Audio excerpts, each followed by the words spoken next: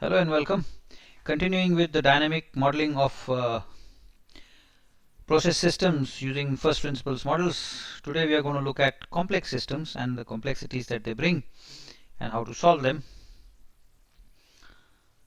Let's consider a multi-component flash drum. So in reality what you have is you have a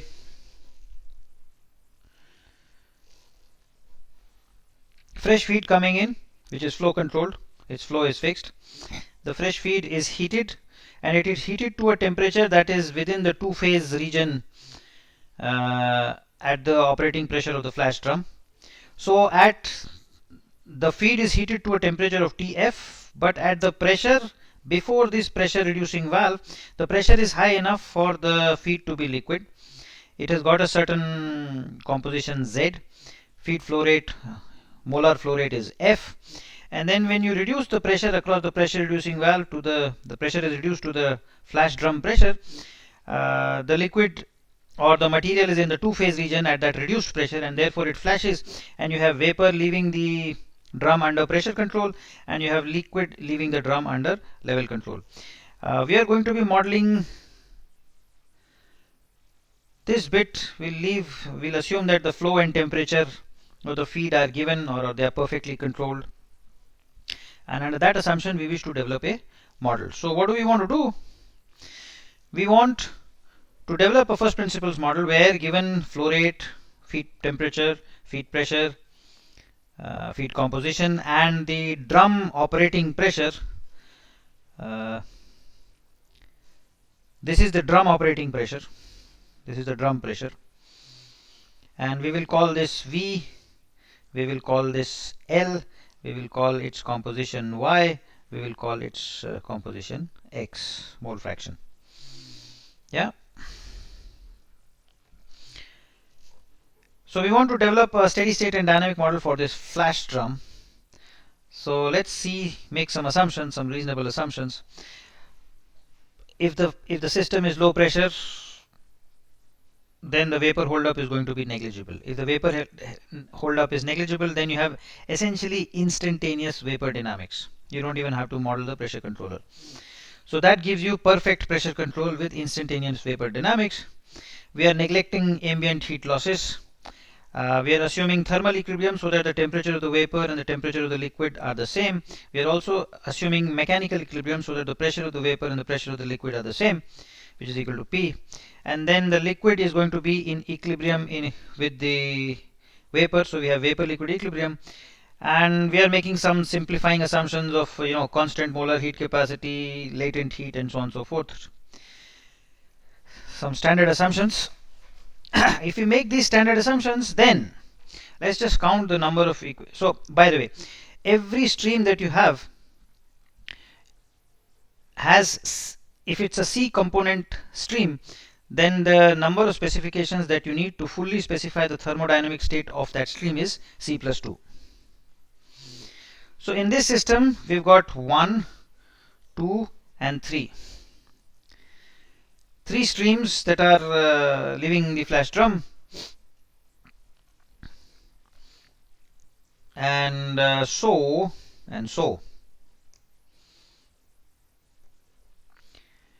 Number of independent variables is 3 times C plus 2. You will have C material balances, you will have 1 energy balance, you will have C vapor liquid equilibrium constraints. Fugacity of the vapor phase is equal to the fugacity of the liquid phase. The feed is fully specified, so you got C plus 2 given specifications.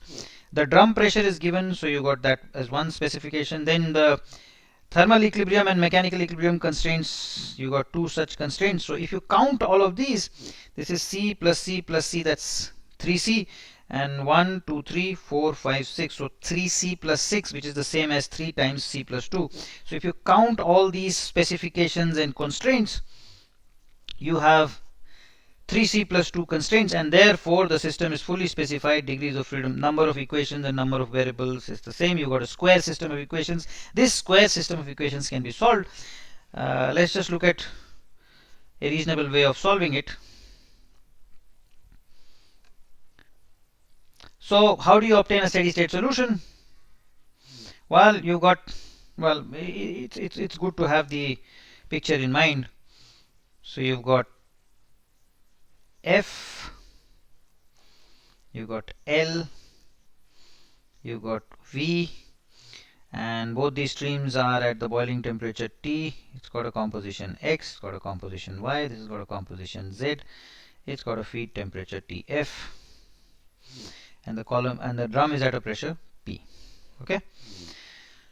So if you want steady state, then you got these material balances, one total material balance and C minus 1 component balances, or C component balances if you will.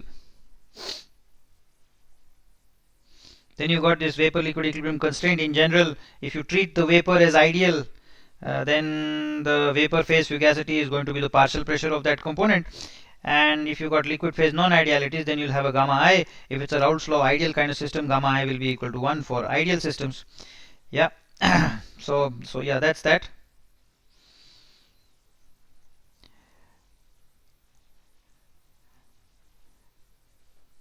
These are vapor liquid equilibrium constraints. And Pi sat is obtained from the Antoine equation. This is the Antoine equation. And A, B, C parameters are available in the literature for components. You can look it up in a thermodynamics book, for example. And gamma will be given by an activity coefficient model, and here what I have written is, for example, a Wilson equation. What is the point of writing these equations? Man, these equations are very complicated.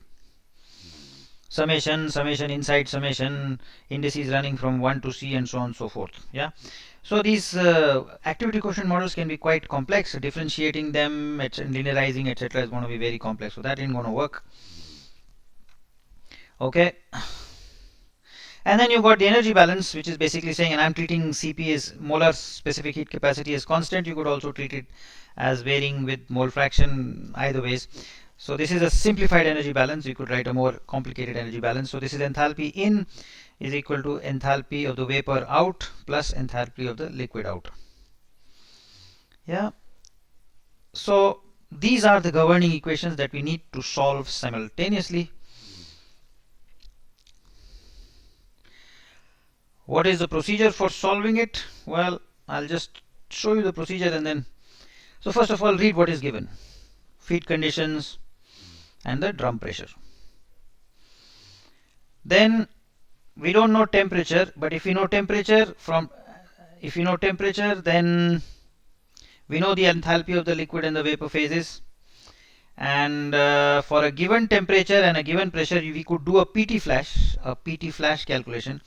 And a PT flash calculation will give us the vapor phase fraction, that is equal to V by F, as well as the X's and the Y, how the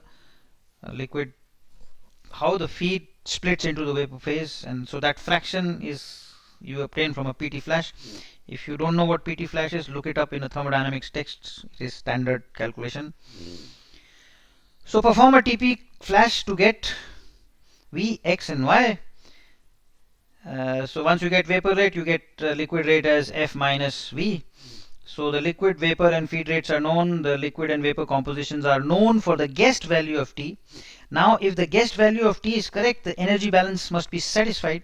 So calculate the enthalpy of the liquid and the vapor phases, and the feed phase enthalpy is known.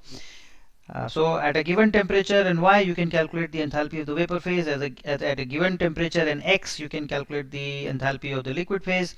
And since the enthalpy in and enthalpy out are now known, you can check if the energy balance is being satisfied.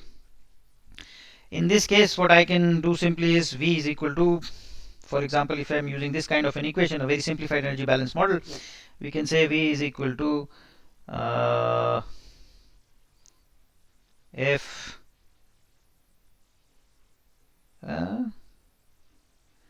Cp L Tf minus L is actually 1 minus V, F minus V, right? L is F minus V. So if you do F minus V here, what will you get for V would be V will be equal to yeah, F times CPL times TF minus T divided by CPL. Acha, this thing cancels. Divided by divided by lambda actually. Yeah, that makes sense. Yeah, so this is how you calculate V from the energy balance, or you could have more complex thermodynamic relations for the enthalpy, but the point is, because the enthalpy of all the three streams is known, feed, vapor and liquid, therefore you can check if the energy balance is satisfied or not. Okay, so in this case what we will do is, this is the V value calculated from an energy balance, and we check if this V value from the energy balance is the same as the V value that we are getting from a TP flash. If they are the same, then the guessed value of temperature is satisfied. Uh is satisfied, and बैठ जाओ, अभी मैं 2 minute में record कर रहा हूँ. The energy, if VEB and V are the same, the vapor rate calculated from a TP flash and the vapor rate calculated from an energy balance are the same, that means our guessed temperature is correct. If not, we need to iteratively update the value of T, and so that's what we check. If the vapor rate calculated from TP flash minus the vapor rate calculated from the energy balance, absolute value of this is less than our tolerance. If yes, then we are done. If no, we need to re-guess temperature, and if yes, we stop. We have gotten the right value of the temperature and we have obtained the steady state.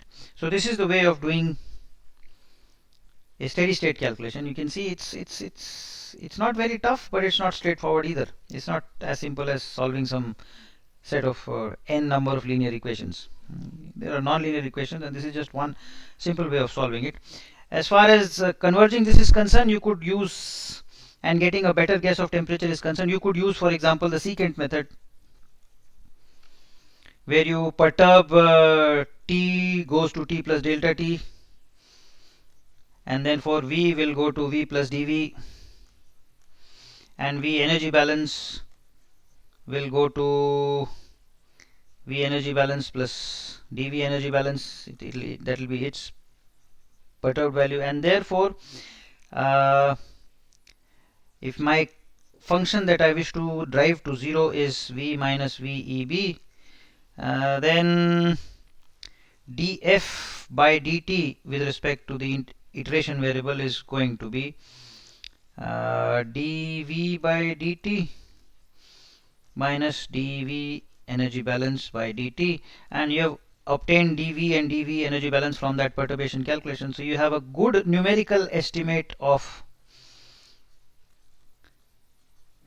dt dF by dt, and once you have a good numerical estimate, you can use the Newton-Raphson update formula, which says that change in temperature from one iteration to the next is going to be negative of the inverse of the rate of change of the function with respect to the iteration variables times the function itself, and sometimes you multiply it by alpha, where alpha is a value between 0 and 1, and in case the iterations are not converging, you reduce the alpha so that you make smaller changes. So you have all kinds of iterative methods, and I've just told you one of those iterative methods in order to drive V minus VEB to 0. You could use successive substitution, you could use I don't know, other variants. Maybe you could calculate a numerical derivative, not a numerical but an analytical derivative, and then use that in a standard Newton-Raphson kind of iteration method. Bottom line is, or you could use successive bisection, golden section bisection. There are all kinds of numerical methods. This is one way of doing this. Bottom line is, iteratively you can obtain that value of T which causes the vapor rate calculated from an energy balance and the vapor rate calculated from a TP flash to match exactly. Alright, so if this is the way we obtain our steady state solution, now the next thing is dynamics. How do we what are the, well, dynamics is actually an extension of the steady state. So what do? We essentially write the dynamic material balance and energy balance, because pressure dynamics is instantaneous, so therefore energy balance will be instantaneous. It will always be steady. We are assuming in our assumptions, if you look back at our assumptions, one of the assumptions is instantaneous vapor dynamics. Negligible vapor hold up, instantaneous vapor dynamics. So the energy balance will hold as a steady state. There is no dynamics associated with it. And once you have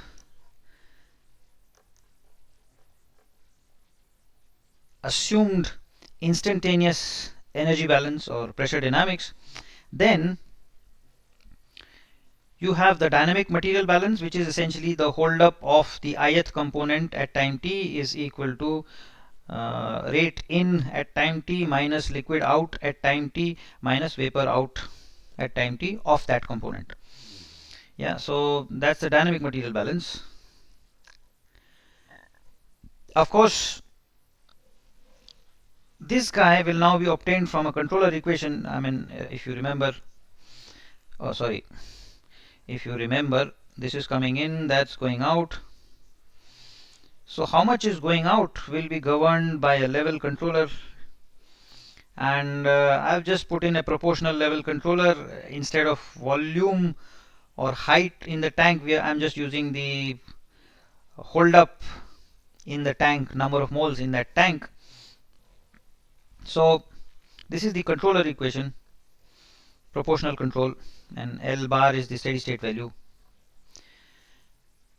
And then of course vapor liquid equilibrium must hold at all points in time, and of course energy balance must be held at all points in time.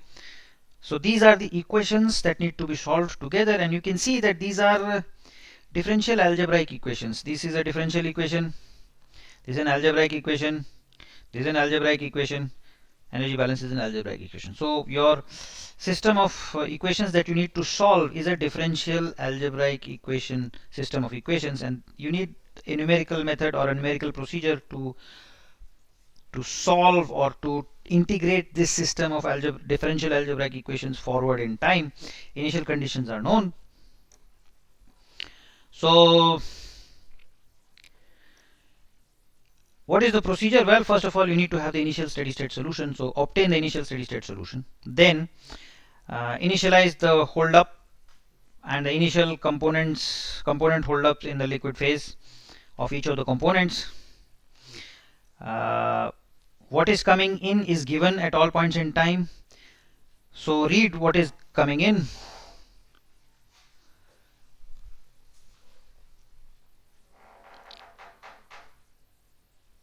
Now at all points in time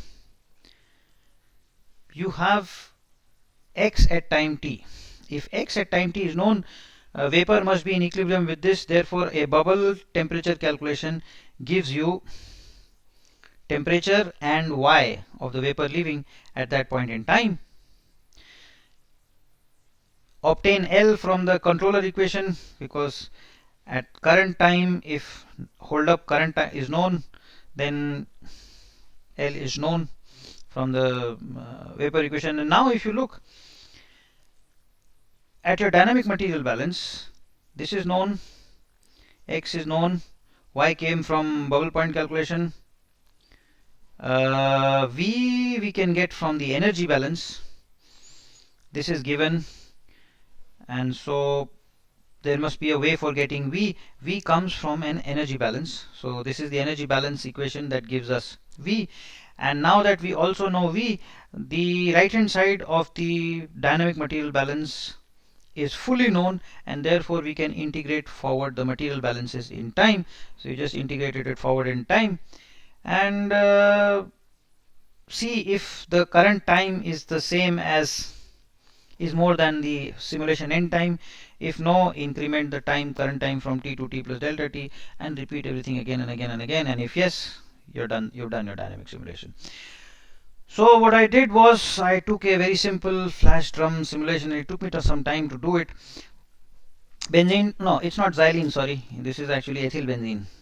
That's a mistake. So This is ethyl benzene, and I took the Antoine parameters from Smith and Van Ness for benzene, toluene, and ethyl benzene.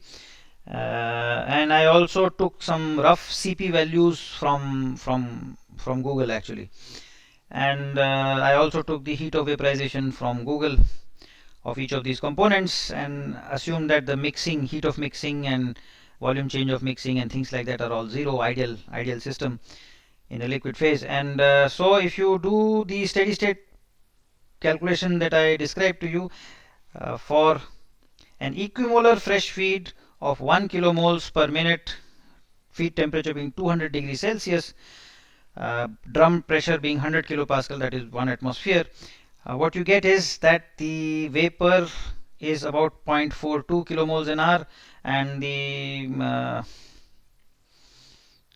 what? And the liquid is 1 minus that. I think these numbers are wrong. I'll have to check, because I had checked the numbers were correct. They were summing to 1. And you also get compositions, of the vapor phase and the liquid phase. And you can see that the liquid phase is richer in the heavy component, ethyl benzene, and the vapor phase is richer in the lightest component, which is benzene. Okay. Now, I did two disturbances. One disturbance was the feed rate is increased instantaneously as a step by 5%. So from 1 kilomoles per minute you go to 1.05 kilomoles per minute. And then I also increased the temperature of the feed by 5 degrees Celsius, but I increased it, not as a step, but as a very fast exponential rise. So you go from 200 to 205 degrees Celsius in a very fast step. And for these two disturbances, simulated the response of the liquid outflow and the vapor outflow. And you can see that the liquid outflow, if feed is increased, liquid outflow increases. If the temperature of the feed is increased, flow is the same. That means the feed is hotter, so you'll get more vapor out, so liquid will actually go down. That is what actually happens here. The blue curve is going down, the magenta curve is going up. For a vapor outflow transient, you can see that the outflow goes up when delta T F increases by 5 degrees Celsius. The outflow goes up and settles there. On the other hand, for an increase in the feed rate, there's actually an instantaneous rise from here to there, because the energy balance is assumed to be instantaneous, and these are the dynamic responses that we get. The main point of all this is that non-linear differential algebraic equations usually describe the dynamics and the steady state of realistic process systems. For such complex systems, the flash drum is essentially the simplest possible system, two-phase system that you can have, and this is also quite, you can't linearize it. Linearization is usually not possible for such systems, and because linearization is not possible for such systems, realistic systems must be solved numerically, both for the steady state and the dynamics. There are commercial simulators such as Aspen Plus and HYSYS that perform these numerical calculations or simulations, and these simulations then help us obtain the steady state solution and then also obtain the dynamics around that steady state. So it is good to know how to model a flash drum, a distillation column, a plug flow reactor, so that you know what these commercial simulators are performing for you. Main point, not everything can be linearized. In fact, realistic systems can never be linearized, and the only option is to solve them numerically. In your lab assignment today, this week, what I intend to do is give you the same problem.